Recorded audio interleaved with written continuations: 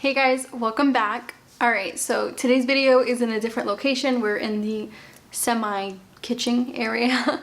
I wanted to switch things up. It's not going to be a very long video.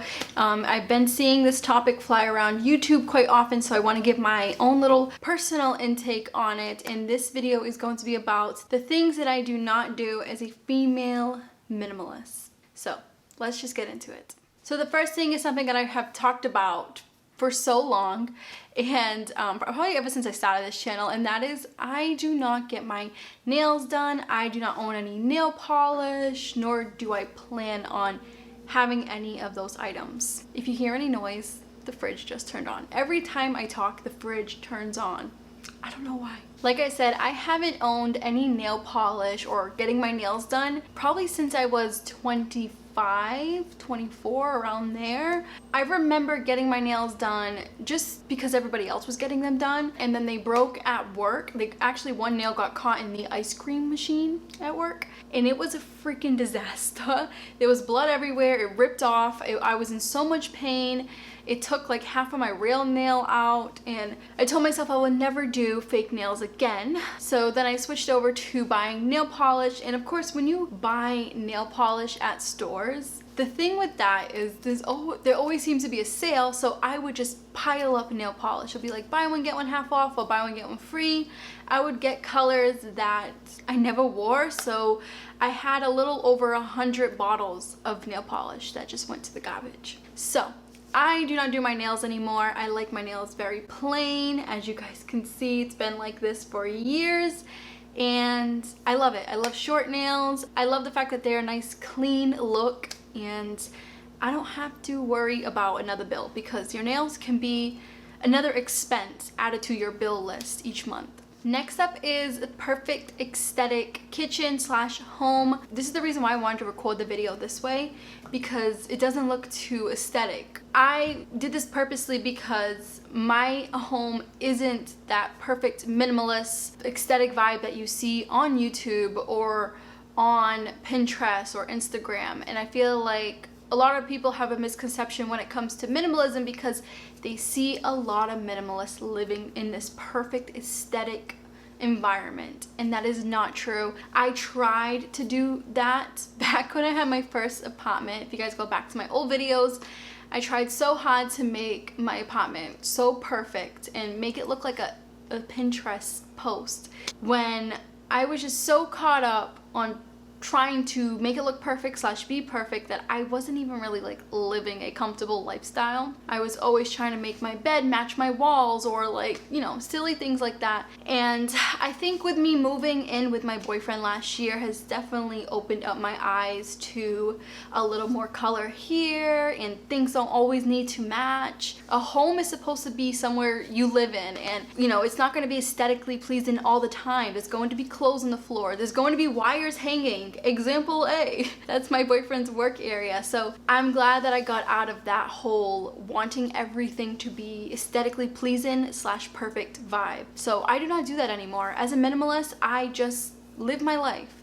If things don't match, then it is what it is. You know, the things that we have in this house are things that we use all the time, even though they don't necessarily match. For instance, our couch is like a grayish color. Our dining room table is all black with a glass top. It's like we don't feel the need to have everything matching and look perfect, because it's just unnecessary. When things aren't broken, you shouldn't fix them. So I'm glad I got out that phase, and I probably won't be doing that ever again, because it literally drove me insane. My thing now is like, as long as everything has a place, then I'm happy. As long as everything has a little place where it can go, I'm happy with it. And sometimes, like I said, things end up on the floor, or you know, you're just too tired to clean, then it is what it is. That's life. Not counting every item. So I used to do this. I even have a video of me saying how like certain things that I only own one of. And I finally broke out of that toxic minimalist habit of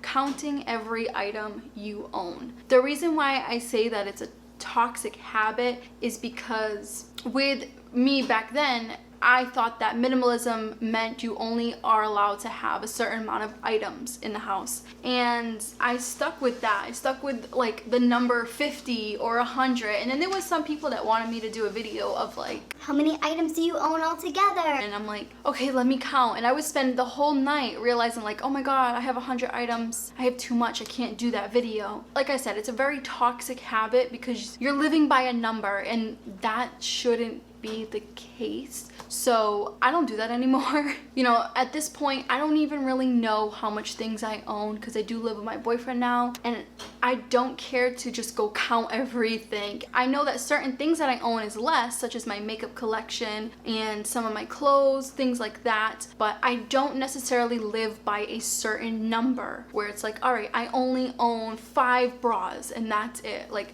I honestly don't even know how many undergarments I own anymore. All I know is that what I have is everything that I use and it makes me happy. So I try now not to live my life by a number as a minimalist. And the last thing that I do not do as a female minimalist anymore is I do not do my hair or makeup every day. In the beginning of my channel, I was still doing my hair and makeup. If you go back to, you know, when I first started, I was wearing still a lot of makeup and I was doing my hair every day, and I would rush home from work and, you know, my old job and try to get all cute and dolled up to film. And you know, if you fast forward to right now, I have no makeup on whatsoever. You know, I just come on here, pimples and all, greasy hair. This is like 4-day-old hair. And I am comfortable with being like this now. Before, I was so insecure and I felt that I needed to look this certain way because I lived this perfect minimalist lifestyle, so I needed to look perfect as well. So I'm glad that I don't think like that anymore. I'm glad that I got out of that habit of trying to look perfect every day. It's, you know, it's okay to look decent every day, obviously, look well put together, but I was spending a little over an hour to 2 hours to getting ready. There was sometimes I couldn't even leave the house to go grocery shopping because I wasn't done with my makeup. And it's just like, really? Why?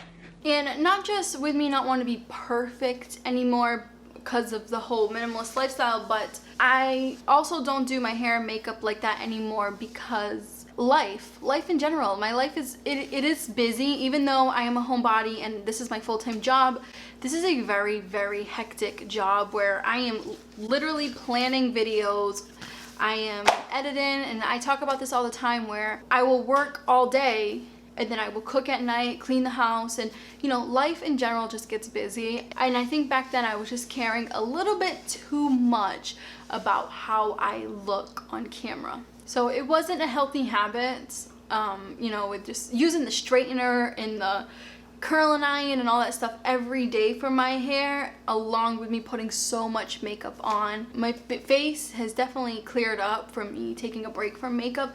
Obviously, I do still break out. That's normal, but I'm not breaking out as much as I was. So with this all being said, I am just happy that I was able to learn on the way. You know, when you adapt a minimalist lifestyle, obviously you are following other minimalist tips and tricks and how they're living, and you do kind of get sucked into all of these little things where you want to get ready every day or you want to match your outfits with your home. I've seen that a lot on Pinterest where a lot of people want to match their outfits because everything's an aesthetic vibe, and I am really happy that I got out of that. I don't do certain things that I used to do anymore because I am getting older. You learn a lot more. You're not as stubborn as you was when you were younger.